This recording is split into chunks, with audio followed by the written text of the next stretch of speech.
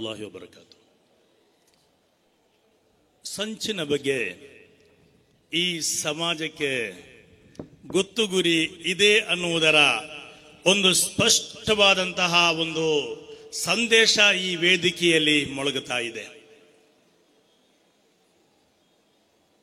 ದೇಶದ ನಮ್ಮ ಗೌರವಾನ್ವಿತ ಪ್ರಧಾನಿ ಮುಸಲ್ಮಾನರ ಬಗ್ಗೆ ಒಂದಿಷ್ಟು ಮಾತನಾಡಲು ಆರಂಭಿಸಿದ್ದಾರೆ, ಸಂತೋಷ. ಆದರೆ ಪಂಕ್ಚರ್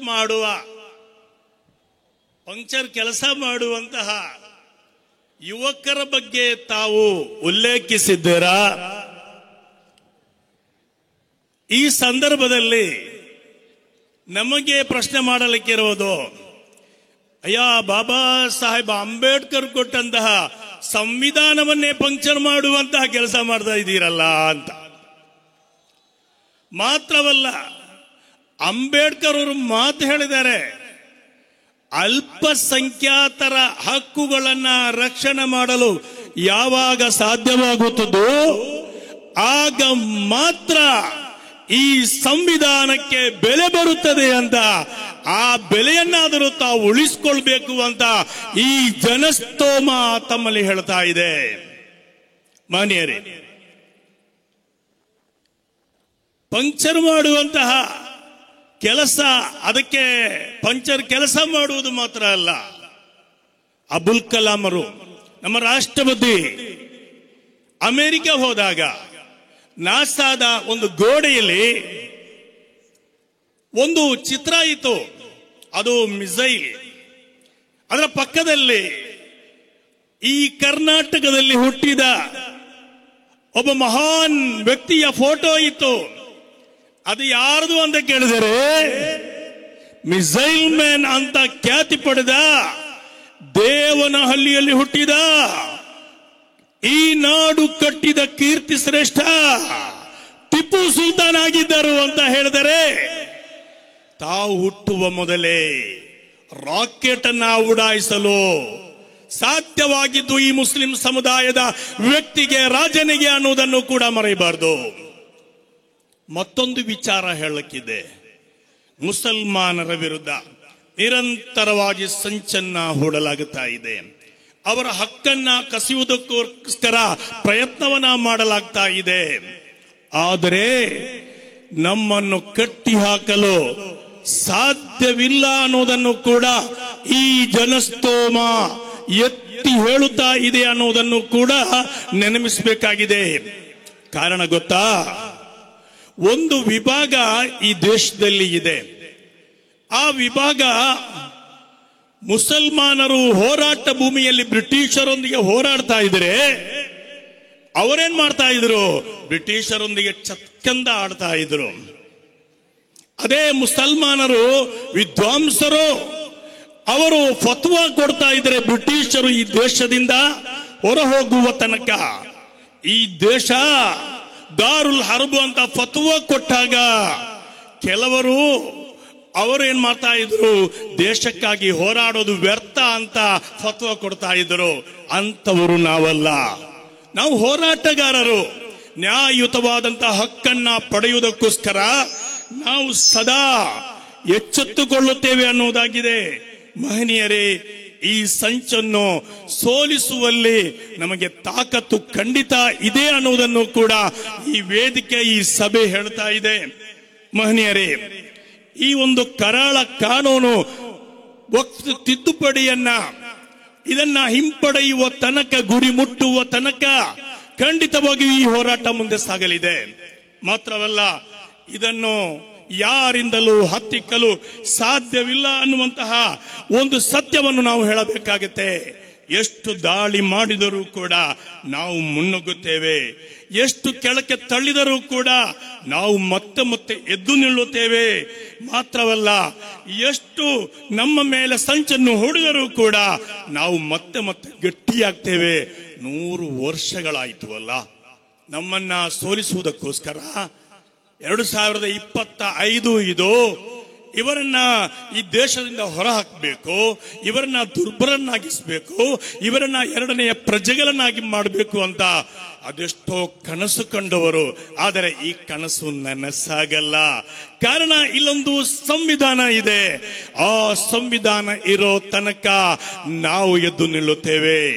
ಆ ಸಂವಿಧಾನವನ್ನ ದುರ್ಬಲ ಮಾಡೋದಕ್ಕೆ ಈ ಮಣ್ಣಲ್ಲಿ ಯಾರು ಹುಟ್ಟಿಲ್ಲ ಅನ್ನುವುದನ್ನು ಕೂಡ ಈ ಸಂದರ್ಭದಲ್ಲಿ ನಾವು ಹೇಳ್ತಾ ಇದ್ದೇವೆ.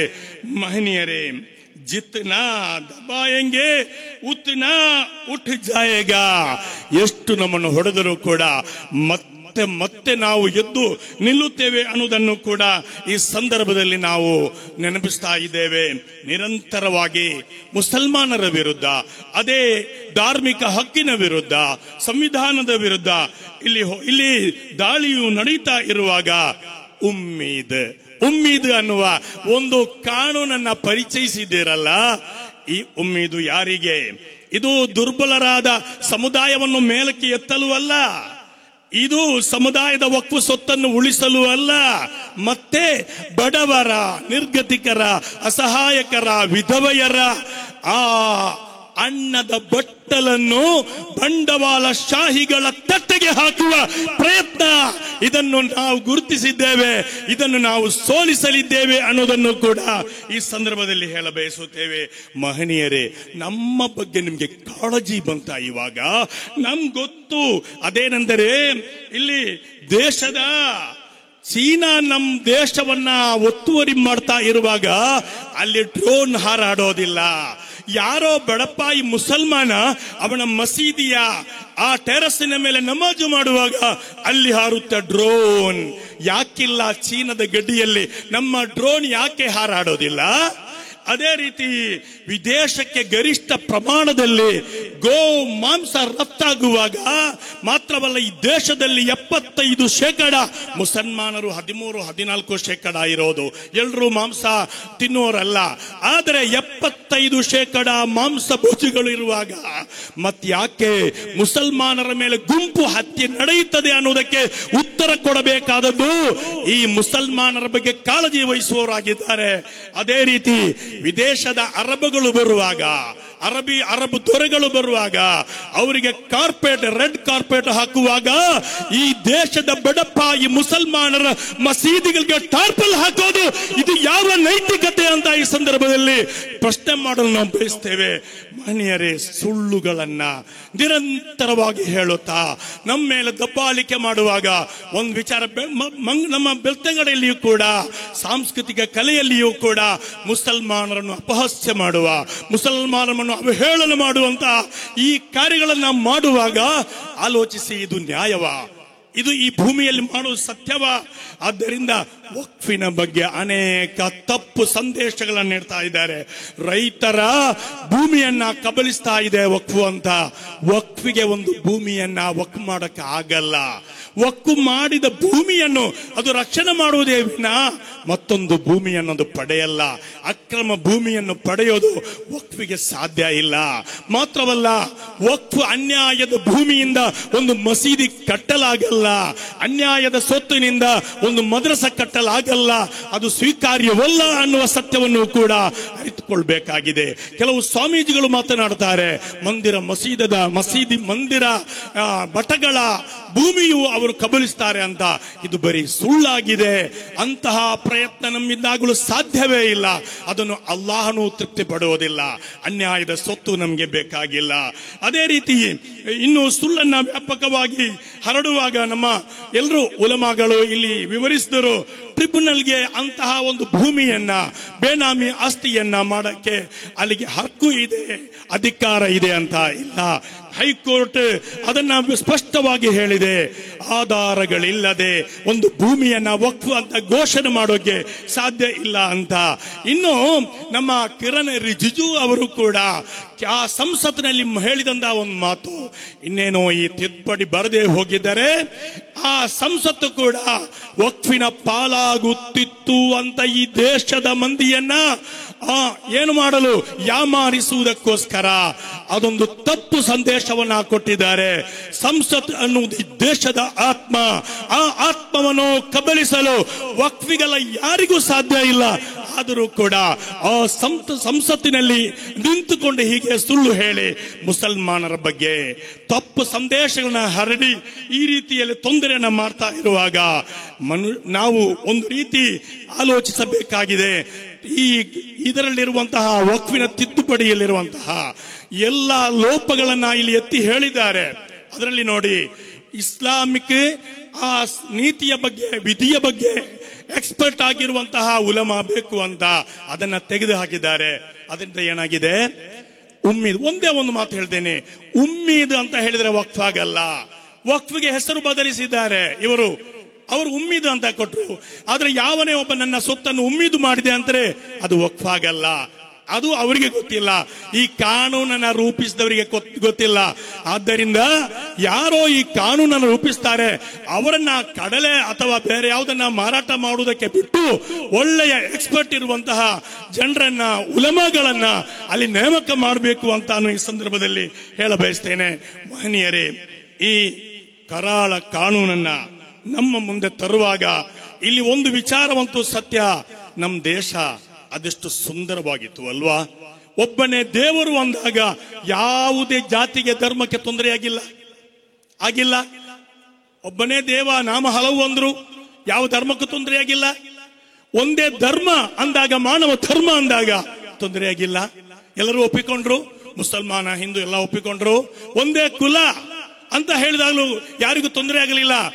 ಆದರೆ ಒಂದೇ ಸಂಸ್ಕೃತಿ ಅಂತ ಹೇಳ್ತಾ ಇದ್ದೀರಲ್ಲ, ಎಲ್ಲವನ್ನೂ ಬಿಟ್ಟು ಇಲ್ಲ, ಒಂದೇ ಸಂಸ್ಕೃತಿ, ಒಂದೇ ಕಾನೂನು, ಒಂದೇ ಧರ್ಮ, ಬೇರೆ ಯಾವುದೂ ಇಲ್ಲ ಅಂತ ಎಲ್ಲಿಂದಲೋ ಎರವಲು ಪಡೆದ, ಮೊನ್ನೆ ತಾನೇ ತಾವು ಭೇಟಿ ನೀಡಿದ ಆ ಮರ, ಅದು ಆಲದ ಮರ. ಸರಿ, ನಮ್ಗೆ ಗೊತ್ತು. ಆ ಆಲದ ಮರದಲ್ಲಿ ರಾಷ್ಟ್ರಪಿತ ಗಾಂಧೀಜಿಯನ್ನ ಕೊಂದ ಗುಂಡಿನ ಗುರುತು ಇದೆ. ಈ ದೇಶದಲ್ಲಿ ಹರಿದ ಸಾವಿರಾರು ಮಂದಿಯ ಭಾರತೀಯರ ರಕ್ತದ ಗುರುತು ಆ ಆಲದ ಮರದಲ್ಲಿದೆ. ಸಂವಿಧಾನವನ್ನು ಅವಹೇಳನ ಮಾಡಿದ ಗುರುತು ಆ ಆಲದ ಮರಕ್ಕಿದೆ. ಮಾತ್ರವಲ್ಲ, ಈ ತಿರಂಗ ಧ್ವಜವನ್ನು ಅವಹೇಳನ ಮಾಡಿದ, ಅಪಹಾಸ್ಯ ಮಾಡಿದ ಗುರುತು, ಕೆಟ್ಟ ಗುರುತು ಆ ಆಲದ ಮರಕ್ಕಿದೆ. ಇಲ್ಲಿ ನಾನು ಹೇಳಕ್ಕೆ ಬಯಸುವುದು ಏನೆಂದರೆ, ಆ ಆಲದ ಮರವಲ್ಲ, ಬಿಹಾರದ ಬೋಧಿ ಗಯಾಕ್ಕೆ ಹೋಗಿ ಅಲ್ಲಿ ಬೋಧಿ ವೃಕ್ಷ ಇದೆ, ಅದರಲ್ಲಿ ದಯೆಯನ್ನಾದರೂ ಕಲಿತುಕೊಳ್ಳಿ ಅಂತ ಈ ಸಂದರ್ಭದಲ್ಲಿ ನಾವು ಹೇಳ್ತಾ ಇದ್ದೀವಿ. ಅದಿಲ್ಲ ಅಂದ್ರೆ ನಿಮ್ಮದೇ ಗುಜರಾತ್ ಇದೆಯಲ್ಲ, ಆ ಗುಜರಾತ್ನಲ್ಲಿ ಒಂದು ಆಶ್ರಮ ಇದೆ, ಅಲ್ಲಿ ಒಂದು ದೊಡ್ಡ ಮರ ಇದೆ. ಆ ಮರ ಯಾವುದು? ಅದು ಗಾಂಧೀಜಿ ಎನ್ನುವ ಮರ. ಅದು ಸುಭಿಕ್ಷವಾದ, ಸಮೃದ್ಧವಾದ ಮರ. ಆ ಆಲದ ಮರ ಬೇಡ, ಈ ಗಾಂಧೀಜಿ ಎನ್ನುವ ದೊಡ್ಡ ಮರ ಇದೆಯಲ್ಲ. ಅಮೆರಿಕದ ಅಧ್ಯಕ್ಷ ಅವರು ಹೇಳಿದ ಮಾತು ಅದೇನೆಂದ್ರೆ, ಗಾಂಧೀಜಿಯನ್ನ ಕೊಂದಾಗ ಈ shot at the heart of the humanity, ಮಾನವತೆಯ ಹೃದಯಕ್ಕೆ ಹೊಡೆದ ಗುಂಡು. ಅಂತಹ ಗಾಂಧೀಜಿಯ ಸಾಬರಮತಿಗೆ ಹೋದರೆ ಅಹಿಂಸೆಯನ್ನಾದರೂ ಕಲಿಯಬಹುದು. ಆದ್ದರಿಂದ ಈ ದೇಶ ಅಹಿಂಸೆಯ ದೇಶ, ಈ ದೇಶ ಅಹಿಂಸೆಯ ದೇಶ, ಈ ದೇಶ ದಯೆಯ ದೇಶ. ಆದ್ದರಿಂದ ಆಲದ ಮರ ನಮಗೆ ಬೇಕಾಗಿಲ್ಲ. ಮತ್ತೊಬ್ಬರು ಹೇಳ್ತಾರೆ, ಆಲದ ಮರಕ್ಕೆ ಬನ್ನಿ, ಮಾತ್ರ ನೀವು ಜೈಕಾರ ಹಾಕಬೇಕು ಅಂತ. ಜೈಕಾರ ಹಾಕಿ ಆ ಆಲದ ಮರಕ್ಕೆ ಬರಕ್ಕೆ ನಾವು ಸಿದ್ಧರಿಲ್ಲ. ನಮಗೆ ಇಲ್ಲಿ ಸಂವಿಧಾನ ಇದೆ, ನಾವು ನಮ್ಮ ಭಾರತದ ಮಣ್ಣು ಇದೆ, ಅದು ಸಾಕು ನಮ್ಗೆ. ತೀರಿಕೊಂಡ್ರೆ, ಸತ್ತು ಹೋದ್ರೆ ಈ ಮಣ್ಣಲ್ಲಿ ನಮ್ಮನ್ನು ಉಳ್ಪಡುತ್ತದೆ. ಬದುಕಿದರೆ ನಮಗೆ ಸಂವಿಧಾನ ಇದೆ. ಆ ಆಲದ ಮರದ ಕಡೆ ನಾವು ಬರಲ್ಲ. ನಮಗೆ ಭಾರತ ಸಾಕು, ಭಾರತೀಯ ಎಂಬ ಹೆಗ್ಗಳಿಕೆ ನಮಗೆ ಸಾಕು. ಆದ್ದರಿಂದ ಈ ಸಂದರ್ಭದಲ್ಲಿ ನಮ್ಮೊಂದಿಗೆ ಕಾಂಗ್ರೆಸ್ನವರು ನಿಮ್ಮನ್ನ ಆ ಕೆಲಸಕ್ಕೆ, ಪಂಕ್ಚರ್ ಹಾಕುವ ಕೆಲಸಕ್ಕೆ ಬಿಟ್ರು ಅಂತ ಹೇಳ್ತಿದ್ದೀರಲ್ಲ, ಇದನ್ನು ಹೇಳ್ಬೇಕಾದ್ರೆ ನಮ್ಗೆ ಓಕೆ. ಆದರೆ ನೀವೇನ್ ಮಾಡಿದ್ದೀರಿ? ನಿಮ್ಮ ಅಧಿಕಾರ, ನಿಮ್ಮ ಜೊತೆಗಿರುವ ಸಂಸತ್ತಿನಲ್ಲಿ, ಆಡಳಿತದಲ್ಲಿ ಒಬ್ಬನೇ ಒಬ್ಬ ಮಂತ್ರಿಯನ್ನು ಇಟ್ಟುಕೊಳ್ಳಲು ಸಾಧ್ಯವಾಗದವರಿಗೆ ಇದನ್ನು ಹೇಳಲು ನೈತಿಕತೆ ಇದೆಯಾ? ಒಬ್ಬನೇ ಒಬ್ಬ ಶಾಸಕ ಇದ್ದಾನ? ಇಲ್ಲ. ಹೀಗಿರುವಾಗ ನೈತಿಕತೆ ಇದೆಯಾ? ಆದ್ದರಿಂದ ಬೇಡ, ಅದೇನು ಬೇಡ. ವಕ್ಫ್ ಭೂಮಿ, ಕಬಲಿಕೆಯಾದ ಆ ವಕ್ಫ್ ಭೂಮಿ 1 ತಿಂಗಳಿಗೆ 75 ಲಕ್ಷ ಪವರ್ ಬಿಲ್ ಕಟ್ಟುವಂತಹ ಆ ಮುಂಬೈಯ ಆಂಟಿಲಿಯಾ ಅನ್ನುವ ನಿಮ್ಮ ಮಿತ್ರನ ಆ ಒಂದು ಅರಮನೆಯನ್ನಾದರೂ ವಕ್ಫ್ ಭೂಮಿಗೆ ಅದನ್ನು ಬಿಟ್ಟುಕೊಡಲು ಸಾಧ್ಯವಾಗುವುದಾದರೆ ಅದಾಗಿದೆ ಕಾಳಜಿ, ಮುಸಲ್ಮಾನರ ಬಗ್ಗೆ ಇರುವ ಕಾಳಜಿ. ಮತ್ತೆ ಇದನ್ನು ಮಾಡಬೇಕಾದರೆ ಉಮ್ಮೀದ್ ಅಂತೀರಲ್ಲ, ಯಾಕೆ ಗುಂಪು ಹತ್ಯೆಯನ್ನ ತಡೆಯಲಾಗುತ್ತಿಲ್ಲ? ಯಾಕೆ ಮೀಸಲಾತಿಯನ್ನ ತಡೆಯುತ್ತೀರಾ? ಯಾಕೆ ವಿದ್ಯಾರ್ಥಿ ವೇತನವನ್ನ ತಡೆಯುತ್ತೀರಾ? ಯಾಕೆ ಜೈಕಾರ ಹಾಕುವುದಕ್ಕೋಸ್ಕರ ಗುಂಪು ಹಲ್ಲೆಯನ್ನು ಮಾಡ್ತೀರಾ? ವ್ಯಾಪಾರವನ್ನು ತಡೆಯಲಾಗುತ್ತೆ, ಬಟ್ಟೆಯನ್ನು ತಡೆಯಲಾಗುತ್ತೆ, ಅನ್ನ ಆಹಾರವನ್ನು ನಿರ್ಬಂಧಿಸಲಾಗುತ್ತೆ, ಬಾಡಿಗೆ ಮನೆಯನ್ನು ತಡೆಯಲಾಗುತ್ತೆ, ನಮಾಜನ್ನು ಕೂಡ ಮಸೀದಿಯಲ್ಲಿ ಮಾಡಲು ಅವಕಾಶ ಮಾಡೋದಿಲ್ಲ. ಮತ್ಯಾವ ಉಮ್ಮೀದು? ಆದ್ದರಿಂದ ಈ ಉಮ್ಮೀದನ್ನ ಕಡಲಿನಾಚೆ, ಸಾಗರದಾಚೆ ಬಿಸಾಡುವ ಆ ಧೈರ್ಯದಿಂದ, ಆ ಛಲದಿಂದ ಈ ಜನಸ್ತೋಮ ಬಂದಿದೆ. ಇದರಲ್ಲಿ ನಾವು ಯಶಸ್ಸು ಕಾಣುತ್ತೇವೆ ಅನ್ನೋದಾಗಿದೆ. ಇನ್ನು ಒಂದು ವಿಚಾರ ಕೊನೆಯದಾಗಿ ನನಗೆ ಹೇಳಲಿಕ್ಕಿರೋದು, ಮಹನೀಯರೇ, ಮುಲ್ಲಾಗಳು ಅಂತ ತಮಾಷೆ ಮಾಡಬೇಡಿ. ಮುಲ್ಲಾಗಲು ಅಂದ್ರೆ ಈ ದೇಶಕ್ಕಾಗಿ ಹೋರಾಡಿದವರು, ಈ ದೇಶಕ್ಕಾಗಿ ರಕ್ತವನ್ನ ಕೊಟ್ಟವರು. ಮುಲ್ಲಾಗಲು ಈ ದೇಶಕ್ಕಾಗಿ ಫತುವಾ ಕೊಟ್ಟಿದ್ದಾರೆ, ದಾರುಲ್ ಹರ್ಬ್ ಅಂತ. ಮುಲ್ಲಾಗಲು ಕಾಲಾಪಾನಿ ಆ ಜೈಲಿನಲ್ಲಿ ಜೀವನ ತೆತ್ತಿದ್ದಾರೆ. ಹೈದರಾಬಾದಿನ ಆಲಿಯುದ್ದೀನ್ ಅಲಿ ಹೈದರ್ ಅಲ್ಲಿ ಜೀವ ತೆತ್ತಿದ್ದಾರೆ, ಕ್ಷಮಾಪಣೆಯನ್ನ ಕೇಳಲಿಲ್ಲ. ಇದನ್ನು ಕೂಡ ಮನವರಿಕೆ ಮಾಡಬೇಕು. ಅದೇ ರೀತಿ ಶಹಾದತ್ ದುವಾ ಮಾಡಿದ, ಇಲಾಹಿ ದೇ ಮುझे भी ಶಹಾದತ್ ನಸೀಬ್. ಯುದ್ಧ ಭೂಮಿಯಲ್ಲಿ ಬ್ರಿಟಿಷರ ವಿರುದ್ಧ ಹೋರಾಡುವಾಗ, ಯಾ ಅಲ್ಲಾಹ್ इलाही दे मुझे भी शहादत नसीब, ये अफजल है अफजल इबादत नसीब. ಅಂದ್ರೆ ನಾನು ಮಸೀದಿಯಲ್ಲಿ ಇಬಾದತ್ ಮಾಡುವುದಕ್ಕಿಂತ ಶ್ರೇಷ್ಠವಾದುದು ಬ್ರಿಟಿಷರೊಂದಿಗೆ ಹೋರಾಡಿ ಅಲ್ಲಿ ನಾನು ಶಹೀದಾಗುವುದು ಅಂತ ಹೇಳಿದ ಆ ಮಹಾನ್ ಶಹಾದತ್ ಅಲಿಯ ಆ ಪೂರ್ವಜರ ಅವರ ಮಕ್ಕಳು ನಾವು. ಆದ್ದರಿಂದ ಈ ದೇಶದಲ್ಲಿ ಅದೆಷ್ಟೋ ಹೋರಾಟಗಾರರು ನಮ್ಮಿಂದ ಮುಂದೆ ಅಗಲಿ ಹೋಗಿದ್ದಾರೆ. ನಾವು ಕೂಡ ಮುಂದಿನ ದಿನಗಳಲ್ಲಿ ಹೋರಾಟಕ್ಕೆ ಖಂಡಿತ ಇದಕ್ಕಿಂತ ದೊಡ್ಡದಾದ ಹೋರಾಟ ಬೇರೆ ಯಾವುದಕ್ಕೂ ಅಲ್ಲ, ಬೇರೆ ಧರ್ಮದವರ ಹಕ್ಕನ್ನು ಕಸಿಯುವುದಕ್ಕಲ್ಲ, ಬೇರೆಯವರಿಗೆ ಅನ್ಯಾಯ ಮಾಡುವುದಕ್ಕಲ್ಲ, ಬರೀ ನಾವು ಮಾಡುವುದು ಯಾತಕ್ಕೆ ಅಂದ್ರೆ ನಮ್ಮ ಹಕ್ಕನ್ನು ಉಳಿಸುವುದಕ್ಕೋಸ್ಕರ, ಈ ಭಾರತವನ್ನು ಉಳಿಸುವುದಕ್ಕೋಸ್ಕರ, ಸಂವಿಧಾನವನ್ನು ಉಳಿಸುವುದಕ್ಕೋಸ್ಕರ. ಆದ್ದರಿಂದ ಈ ಮಹನೀಯವಾದ ಈ ವೇದಿಕೆಯಲ್ಲಿ ಹೇಳಲಿಕ್ಕಿರುವುದು, ನಮಗೆ ಎಷ್ಟೇ ಹಿಂಸೆ ಕೊಟ್ಟರೂ ಕೂಡ, ನಮ್ಮ ಜನ ಸಮುದಾಯದವರ ಎಷ್ಟೇ ರಕ್ತ ಹರಿದರೂ ಕೂಡ, ಎಷ್ಟೇ ತೊಂದರೆಗಳು ಕೊಟ್ಟರೂ ಕೂಡ ಈ ಭಾರತವಾಗಿ ಉಳಿಯುತ್ತದೆ, ಈ ಸಂವಿಧಾನವಾಗಿ ಉಳಿಯುತ್ತದೆ.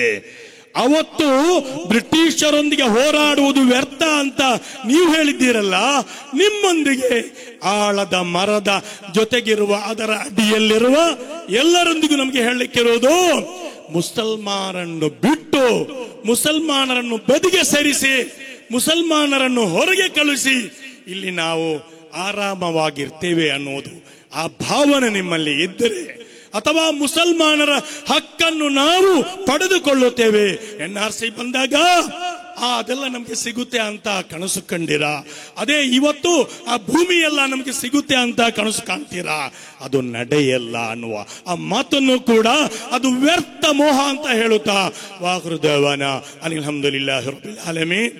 ಜಯವಾಗಲಿ ಜಯವಾಗಲಿ ಜಯವಾಗಲಿ ಜಯವಾಗಲಿ. ವಕ್ಫ್ ವಿರುದ್ಧ ತಿದ್ದುಪಡಿ ವಿರುದ್ಧ ಹೋರಾಟಕ್ಕೆ ಜಯವಾಗಲಿ. ಇನ್ನು ಮುಂದೆ ಕ್ರಾಂತಿ ಗೀತೆಗಾಗಿ ಸಂಬಂಧಪಟ್ಟವರನ್ನು ಆಹ್ವಾನಿಸ್ತಾ ಇದ್ದೇನೆ.